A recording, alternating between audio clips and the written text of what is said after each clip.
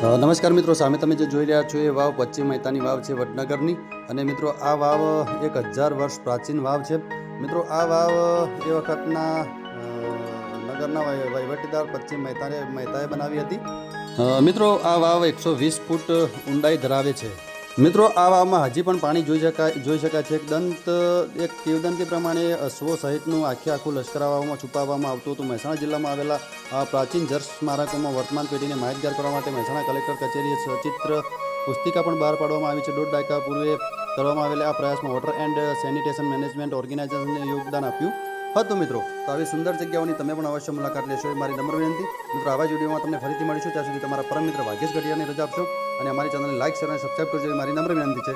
જય માતાજી મિત્રો, આવજો બધા. રામ રામ.